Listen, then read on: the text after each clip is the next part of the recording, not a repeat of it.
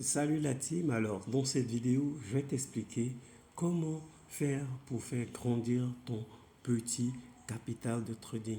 Alors si tu as un petit capital que tu veux le faire grandir, cette vidéo est faite pour toi. Suis attentivement cette vidéo jusqu'à la fin parce que je te dévoile tout gratuitement. Mais avant de commencer, si tu es tout nouveau sur ma chaîne, abonne-toi parce qu'ici je t'apprends des stratégies que tu peux utiliser pour faire des profits même si tu es débutant. Alors, cette vidéo, elle est pratique et directe, d'accord? On va voir ça en deux étapes. D'abord, qu'est-ce qu'il faut faire et qu'est-ce qu'il ne faut pas faire. Donc, dans cette première partie, je suppose que tu as 10 dollars de capital de trading parce qu'il y en a qui ont 10 dollars, ok? Donc, qu'est-ce qu'il faut faire? Donc, les choses à faire. Grand 1, qu'est-ce qu'il faut faire? Je suppose que tu as une très bonne stratégie. D'accord? Tu as une très bonne stratégie que tu as testée, que tu as backtestée. Ça, c'est un acquis. La deuxième chose, il faut que tu aies une très bonne gestion du risque. Donc, ta gestion du risque doit être excellente. Ok? Ça veut dire quoi ta gestion de risque? Tu dois ouvrir ton lot par trade que tu dois ouvrir doit être un petit, d'accord, fragment de ton capital.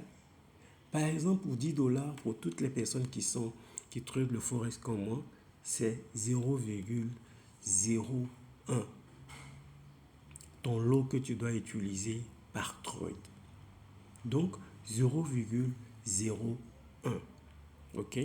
Donc, tu as cette rigueur-là. Chaque trade, tu ouvres un lot de 0,01. Maintenant, si tu trades les indices synthétiques, d'accord, tu vas prendre le nom minimum de l'indice que tu vas trader et on va voir quels sont les instruments il faut trader. Donc, deuxième chose, bonne gestion de risque. Et troisième chose, tu vas trader les paires qui sont peu volatiles. Peu volatiles. Pourquoi tu vas trader les paires peu volatiles? C'est-à-dire, les paires peu volatiles, ce sont les paires qui bougent pas beaucoup. D'accord? Et pourquoi tu vas trader les paires qui ne bougent pas beaucoup? Parce que, en fait, tu vas avoir des petits stop loss. Ça va te permettre de pouvoir minimiser tes risques parce que tu auras des petits stop loss. D'accord? Et si tu trades le forex, tu vas trader les paires comme AUD USD, Euro USD, GPB, GPB USD, NZD USD par exemple. Maintenant, si tu trades les indices synthétiques, tu vas trader les indices synthétiques, par exemple le V25, d'accord? Le V25, je pense bien oui que c'est ça, si je me rappelle bien, parce qu'il y a longtemps que j'ai tradé les indices synthétiques. Donc tu vas trader les petits indices synthétiques, d'accord? Et tu vas vraiment trader ces petits indices synthétiques qui ont une petite volatilité. Donc voilà les trois choses essentielles qu'il faut, qu'il faut faire. D'accord? Il faut les faire de manière rigoureuse, de manière vraiment tu les suis à la lettre. D'accord? Tu les exécutes à la lettre. Maintenant, la deuxième étape, d'accord? Qu'est-ce qu'il ne faut pas faire? Ne pas faire. Qu'est-ce qu'il ne faut pas faire? La première chose qu'il ne faut pas faire, il ne faut pas over leverage. Ça veut dire quoi? C'est un mot en anglais. Over leverage, ça veut dire que tu ne dois pas ouvrir plusieurs trades, plusieurs positions, on va dire, de 0,01 quand tu as une opportunité. D'accord? Non, tu vas pas faire ça. Parce que tu exposes ton compte à tu risques de cramer ton compte. C'est pas bon. OK?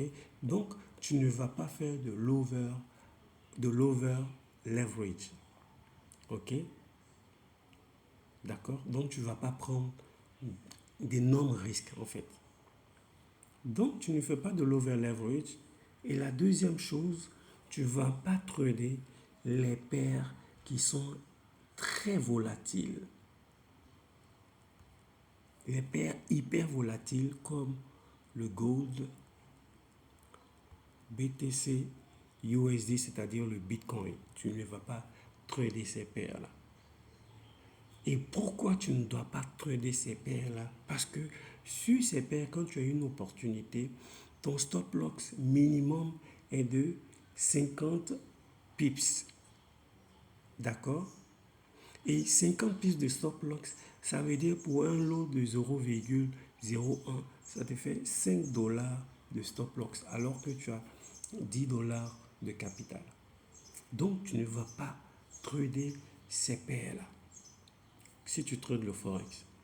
Maintenant, si tu trades les indices synthétiques, tu ne vas pas t'hasarder à aller trader le VIX 50, le VIX 75 ou le VIX 100. Non, pas du tout. Tu ne vas pas les trader. D'accord? Tu ne vas pas du tout les trader. D'accord? Et il y a beaucoup de débutants qui font cette erreur-là et qui crament à chaque fois leur compte. Ils veulent aller forcément trader l'or, ils veulent aller forcément trader le Bitcoin alors qu'ils ont un capital de 10 dollars. En fait, tu es en train de te tirer une balle dans ton pied. Ton compte n'est pas propice. Tu ne peux pas trader avec 10 dollars l'or. À moins que tu aies un niveau d'expérience. OK? Donc, voici pour la vidéo d'aujourd'hui. Si tu as aimé cette vidéo, donne-moi un gros pouce j'aime. Si tu as des questions, donne-le laisse en commentaire. Et surtout, partage nos vidéos. Et si tu n'es pas encore abonné, abonne-toi s'il te plaît. À bientôt.